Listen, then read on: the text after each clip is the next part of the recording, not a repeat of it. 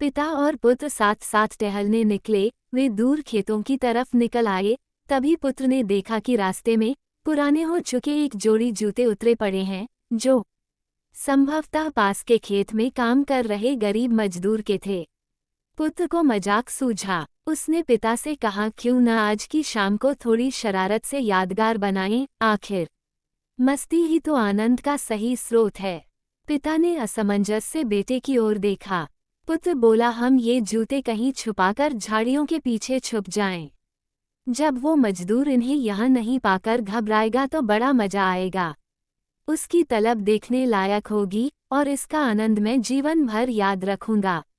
पिता पुत्र की बात को सुन गंभीर हुए और बोले, बेटा, किसी गरीब और कमजोर के साथ उसकी जरूरत की वस्तु के साथ इस तरह का भद्दा मजाक कभी न करना। जिन चीजों की तुम्हारी नजरों में कोई कीमत नहीं, वो उस गरीब के लिए बेशकीमती हैं। तुम्हें ये शाम यादगार ही बनानी है, तो आओ, आज हम इन जूतों में कुछ सिक्के डाल दें और छुप कर देखें कि इसका मजदूर पर क्या प्रभाव पड़ता है। पिता ने ऐसा ही किया और दोनों पास की ऊंची झाड़ियों में छुप गए। मजदूर जल्द ही अपना काम खत्म कर जूतों की जगह पर आ गया। उसने जैसे ही एक पैर जूते में डाले उसे किसी कठोर चीज का आभास हुआ। उसने जल्दी से जूते हाथ में लिए और देखा कि अंदर कुछ सिक्के पड़े थे। उसे बड़ा आश्चर्य हुआ और वो सिक्के हाथ में लेकर बड़े गौर से उन्हें देखने लगा। फिर वह इधर उधर देखने लगा कि उसका मददगार शख्स कौन है। दूर दूर तक कोई नजर नहीं आया तो उसने सिक्के अपनी जेब में डाल लिए। अब उसने दूसरा जूता उठाया, उसमें भी सिक्के पड़े थे। मजदूर भाव विभोर हो गया। वो घुटनों के बल जमीन पर बैठ आसमान की तरफ देख फूट फूट कर रोने लगा।